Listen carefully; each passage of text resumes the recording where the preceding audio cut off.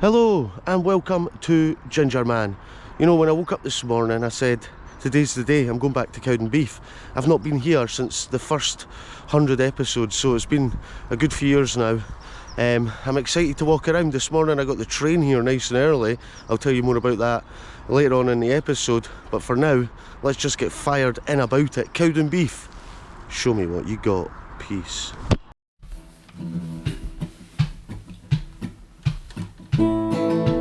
I'll turn on the camera,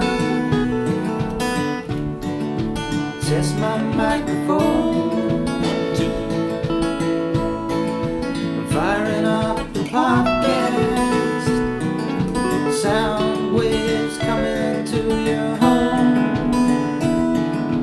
Gingerman with a cam is here to make your day. Gingerman with a cam, would like to hear you say today.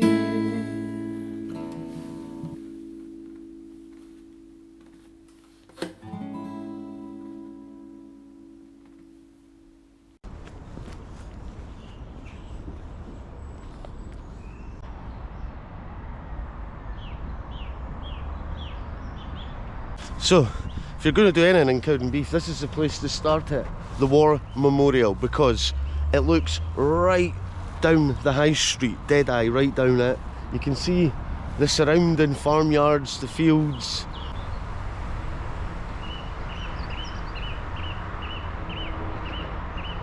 It's not quite the peace and tranquility of the Scottish Highlands, however, Cowdenbeath has character. You're about to see that as we walk through here.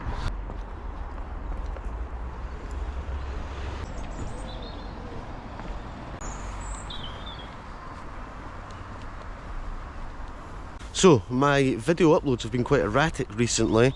I've been really busy. Car problems, as you know. Bert has done his best to keep the car on the road. However, I feel like it's seen the end of its days. So, there is a replacement car coming for the Gingerman. Do not fear. What else was I going to say here? The weather. The weather has been shocking. Pish. Rainy, windy, all the rubbish stuff. So mixing with weather and car problems, that leads to uploading schedule problems, but we'll get back there and hopefully we'll get back to on an even keel, and I'll get them up every Sunday.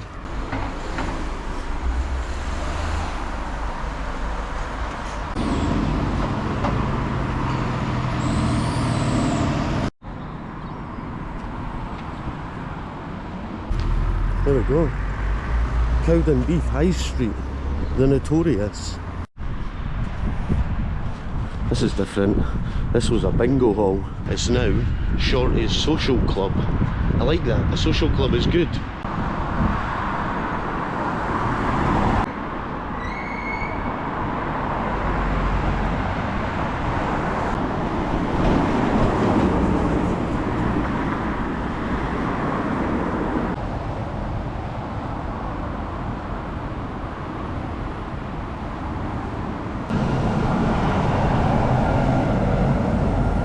So, I knew Jamie Kerr. He was a friend of mine and he died in Iraq, 2007. 19 years old, that young. Now, it seems like such a long time ago that this happened, but there he is.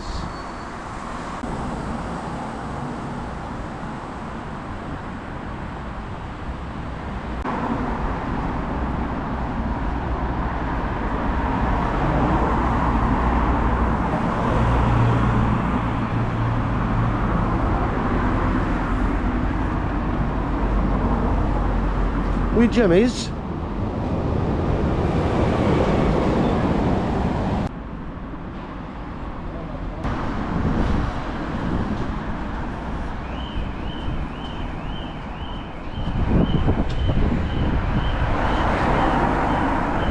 As you can see, it's just before 9 o'clock in the morning, and Cowdenbeath is a busy high street.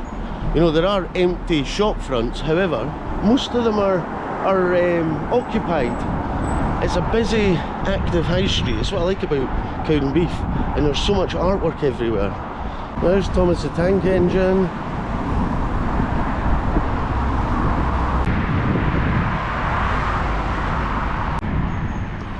I've never noticed that inscription before for the bridge. It says, laid with Masonic honours, 27th April 1889.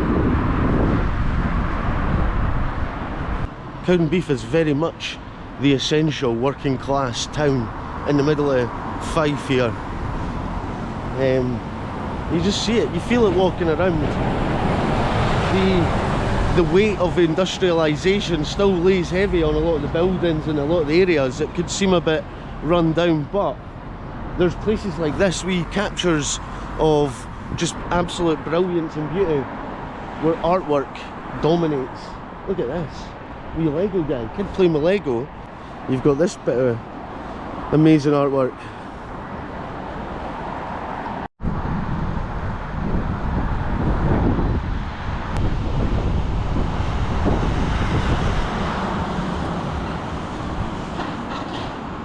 And look, she's blowing the dandelions over there.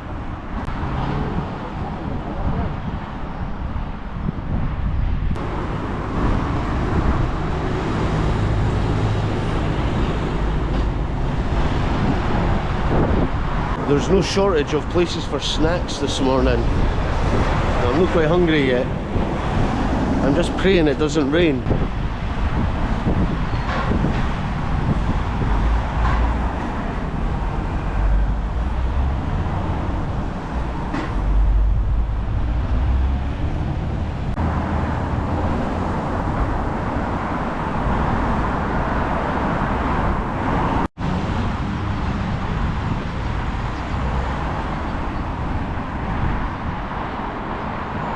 Cowdenbeath is a borough in West Fife of Scotland and is 5 miles east of Dunfermline, northeast of Dunfermline. The town grew up around the extensive coalfields, hence the beautiful painting on the wall with the wee boy with the mining helmet on. The town grew up around the extensive coalfields of the area, as it says, and became a police borough in 1890. I don't know what that means. What's a police borough? Let me just check that. A police borough was a Scottish borough which had adopted a police system for governing the town. They existed up until 1975. There you go. I didn't know that was a thing, never do. So it was a police borough. According to the 2000 estimate, the town has a population of 14,000. So there you go. Full of mines. It was a police borough. It's Cowdenbeath.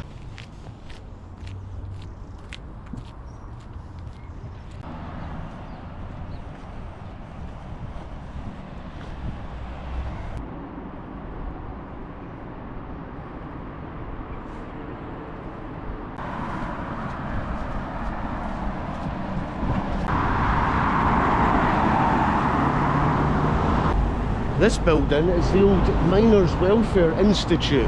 So you can see by just the size of the building, the importance mining would have played in the area. I mean, it is a rough looking building. Grey and black. Oh well, now it's Cowdenbeath Martial Arts Sports Centre, so I mean, it's had an interesting life. Miners' Institute, Martial Arts Centre. I wonder if it was anything in between. When you come to Cowdenbeath, you can really see that they've just built houses, wee shops, just everywhere. The place, this space is compact.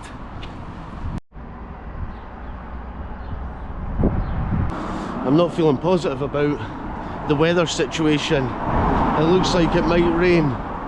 As for where I'm going right now, I'm not entirely sure. I'm trying to find parts of Cowdenbeath I don't know very well. It turns out I know most of Cowdenbeath, but I know there's wee locations and parts that I'm going to discover something I didn't know, like this train track here.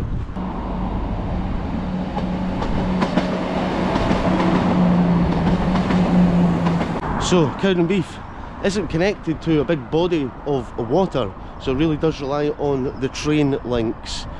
But with the amount of coal that they were producing in this area, the train links, of course, were always going to be there, because they've got to take the coal, and transport the coal. So there's a good train line infrastructure in Cowdenbeath, plenty links, plenty bus links. It's an easy place to get to.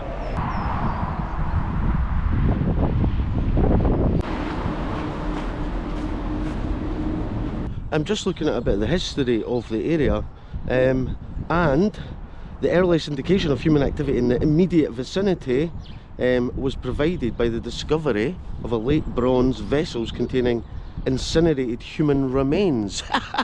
That's so morbid. Wow. But there is no evidence of a permanent settlement. However, there have been some Pictish discoveries, but we're on the east of Scotland, so you kind of find that from Fife upwards. You know, there's a lot of little bits of Pictish history scattered around the area. It is also alleged that the infamous grave robbers Burke and Hare sourced some of their cadavers from Beef Cemetery.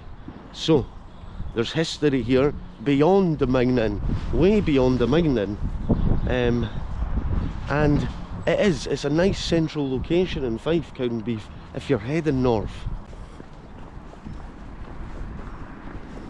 There's one thing they like in Cowdenbeath, is football.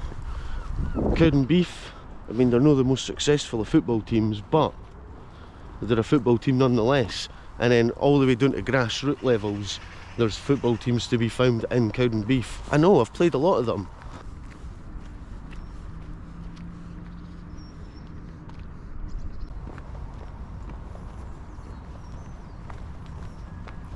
I really wish I had a time machine sometimes, so I could just sort of go back and see what it looked like, just for a wee bit, just as an observer, a voyeur time traveller. I don't want to be actively involved because I don't want to mess up timelines. I don't want to get, you know, scurvy or anything. I don't want to get smallpox just because I went back in time. That's how my mind's processing things this morning. But just to see how it looked, because I can only see it right now in the present, or from things from when video cameras were established. NM pre that, we don't have a clue. We've got some grainy pictures, but other than that, we don't know. I find it sad, so just have to pray and hope, fingers crossed, time travelling like becomes a reality. There we go. Now, from this angle, the football stadium, I'm not gonna lie, it looks rough. It's a sort of multicoloured wall with graffiti and barbed wire. It looks rough. But again, is it rough? Or is it just the style?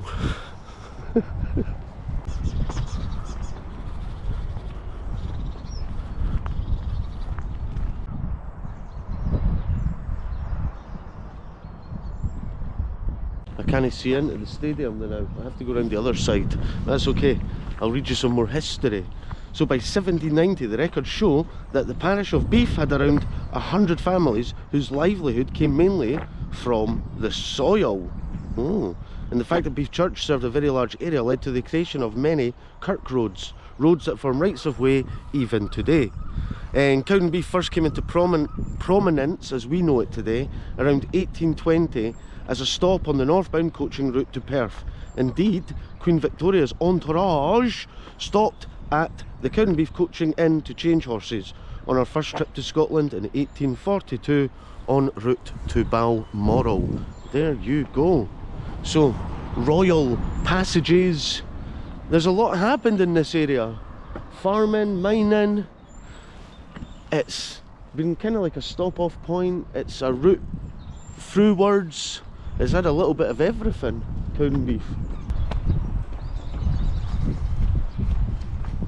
What would you describe Cowdenbeath as today? The mines are shut. Queen Victoria's deed. I guess it's a modern working town that kind of survives in its own little ecosystem to an extent. However, people will need to commute into Dunfermline and Kirkcaldy.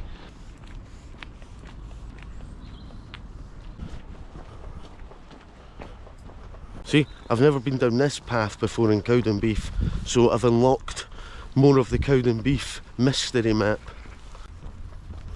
It's at that point of the year where I'm just like, hurry up now, spring. I want summer. I know where I've come out. I've come out at Cowdenbeath Leisure Centre. There's a swimming pool in there.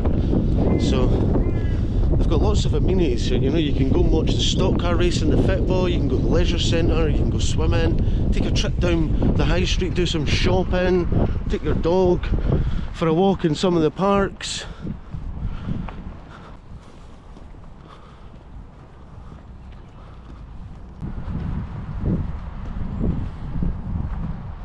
Also, you can add skate park to that list of activities of things to do in Cowdenbeath.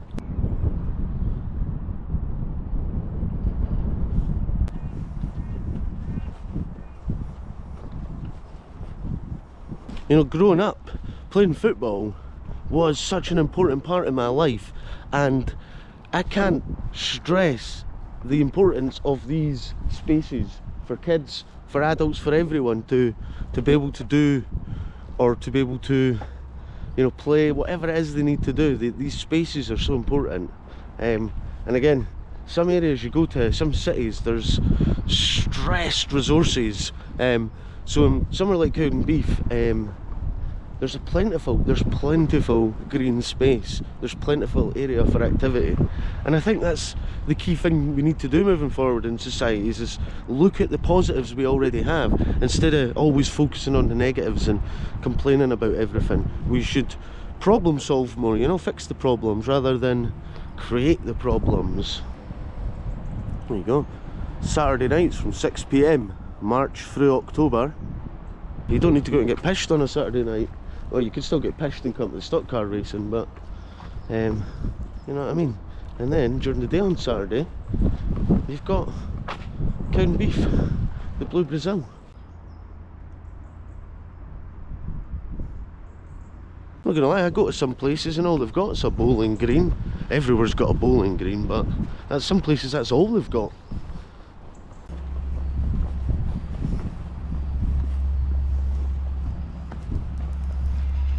The train track almost runs through Cowdenbeath like a river.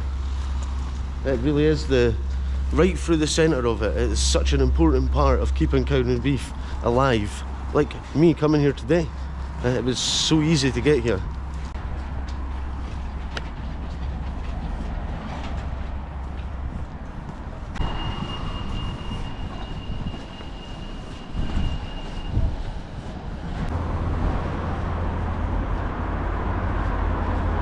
Oh, it would be rude not to, whilst I'm here, get myself a wee square sausage and coffee.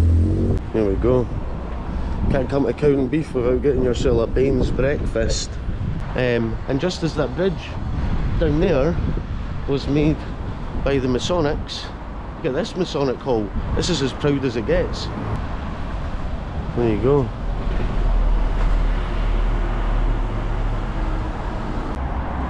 I might just sit at this bus stop. Seems like the right place to sit. I'll sit here. So whilst I'm sitting at this bus stop enjoying breakfast, I want to thank my patron legends who without I wouldn't be enjoying this warm Baines coffee.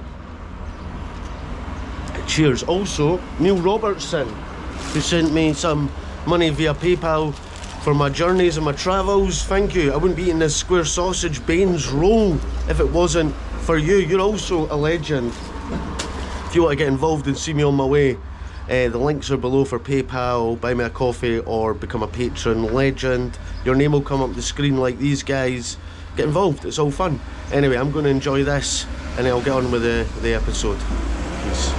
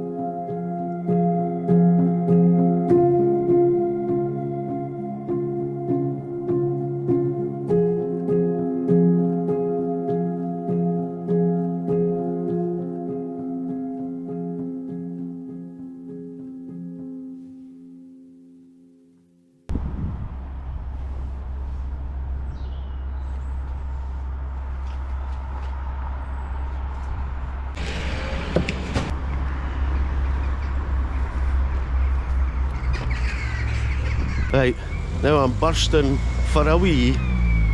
I don't know where to go for the toilet. That's the thing when you're not out in the woods. The woods is great because you could just pull your brakes down and go. Depending on if there's someone about. If there's someone about, definitely don't pull your brakes down. Maybe just like wait till they've passed. Hello! But aye.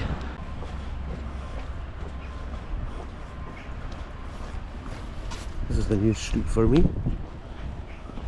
Building some new homes here. The town of Cowdenbeath lies in a low, undulating, arable landscape to the southeast of the Ochil Hills. Whilst for the main part Cowdenbeath is fairly level, significant portions of the town have succumbed to subsidence as a result of the network of mine shafts and tunnels underlying the town. Notably, photographs of Cowdenbeath High Street circa 1900, published in Stenlake publications, show a flat high street in which it is possible to view its entire length from north to south under the overarching railway bridge. This is impossible today, as the subsidence on the high street has been so great that the railway bridge now obscures the view from one end to the other. There you go, I didn't know that.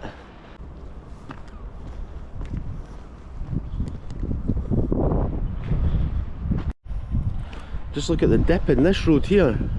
Is this due to the subsidence? Because this right here is parallel to the main high street. So, is that why it's like that? Is that subsidence? Nightmare.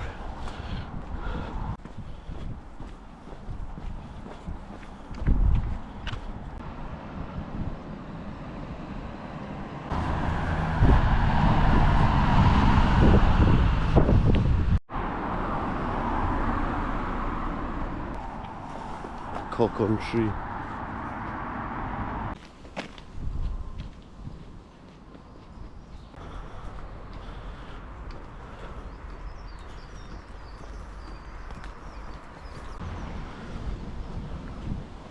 Got a house up there.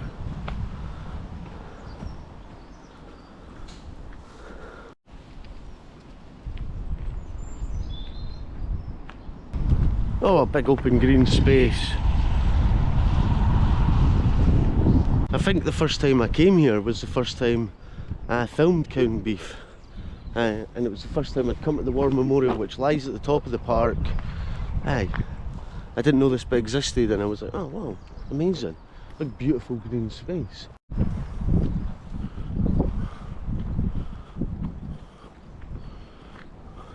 It's a great big open space for your dug.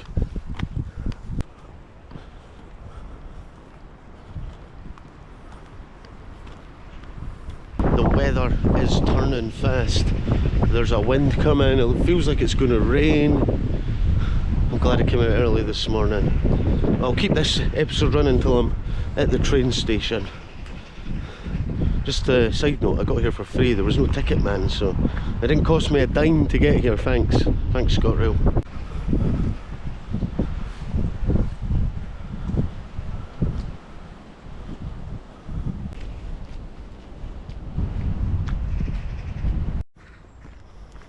Oh, this will all be yellow with daffodils in the coming weeks.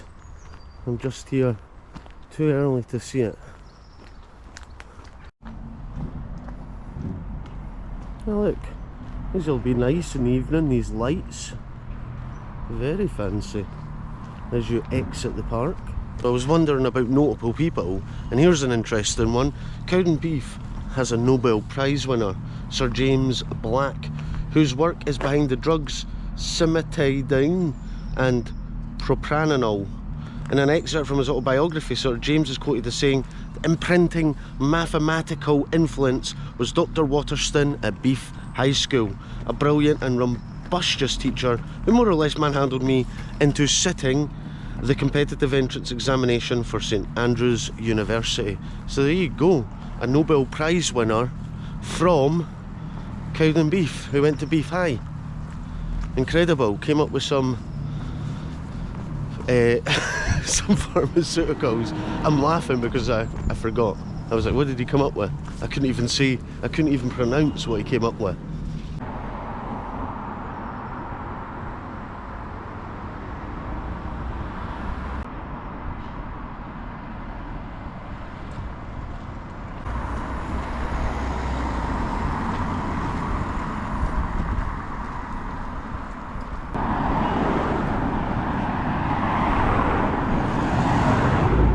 So by 1850, the flourishing coal pits of Kelty, Logelly, Donnybristle, Fordell and Hillabeef surrounded the hamlet of Cowdenbeath within the greater area, which later became the borough of Cowdenbeath. There was little mining activity. Gibson of Hillabeef and the Symes of Cartmore had opened small pits in the vicinity of Jubilee Park at the southern border of the borough, and other small pits appear to have been worked in the vicinity of Union Street. However, the situation was about to change when, contrary to earlier speculation, the Oakley Iron Company proved the area was rich in iron and coal. The opening of the Dunfermline-Thornton Railway via Cowdenbeath in 1848 enhanced the prospects for mining, and pits were sunk in every corner of the area, primarily for ironstone, but when this became uneconomic around the late 1870s for coal alone. There we go. Unbelievable. Really interesting that. So they didn't start mining here straight away. It was the surrounding areas, and then once they realised it was rich in iron and coal, they went, "Hey, Cowdenbeath, let's get mining."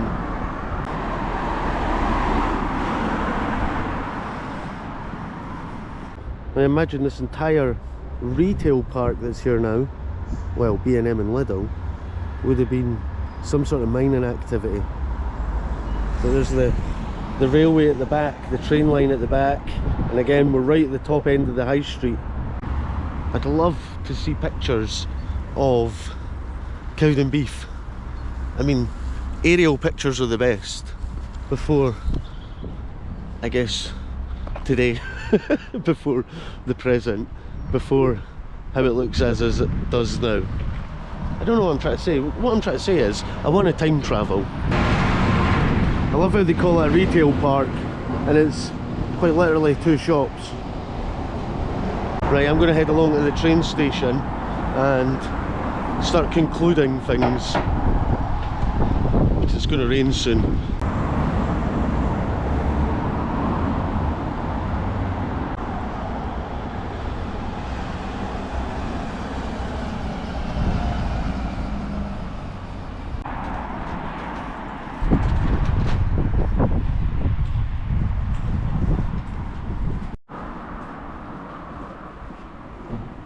You can see when you walk along the high street how inspired this place was by the mining industry. Like, a lot of the buildings are like this one up here, 1902, right in the heart of that mining explosion, I guess, the Industrial Revolution, and they all have that worn look around them, that they've come through industrial times. But again, that's part of the story and the character of Cowdenbeath in itself.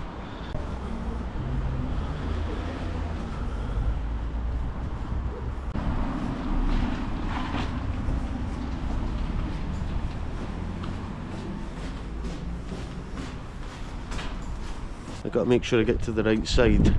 I'm getting the train to Fife, and I don't want to go the Fife circle long way round, so it'll take me ages.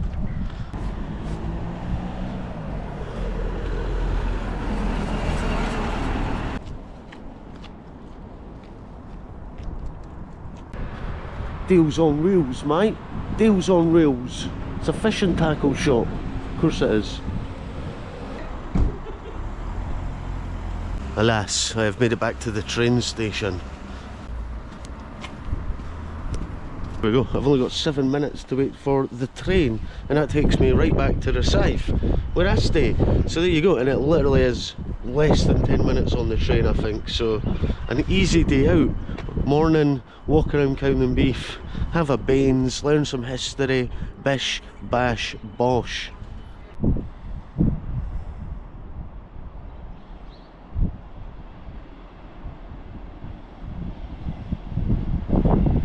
Just realised I look like a train spotter standing here filming the train arriving. You know what, I'm going to keep this running until I get back to Fife. That's when the episode will end. Also, I stood way too far away from the train.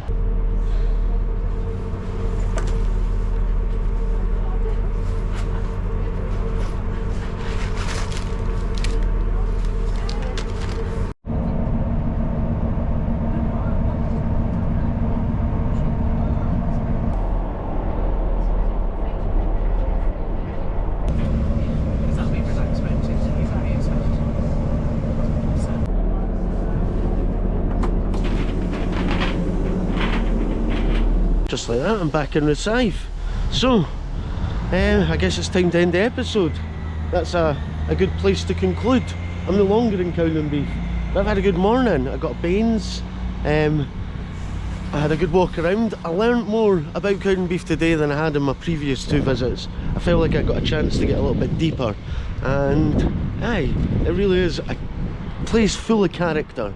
Absolutely. And you know what, it's not the normal place that someone would come to Scotland and visit, but if you're coming here, I recommend it if you really want to get a sense of what proper Scotland through the industrial age was like. Aye, Cowdenbeath is the place to go, and there's loads in the high street, loads of places to eat, lots of things to do. So aye, thanks for having me today, Cowdenbeath. I'll see you again soon. Peace. Well, it was a lovely to see you. It's the end of the show. Bring on tomorrow. Where shall we go? Where shall we go?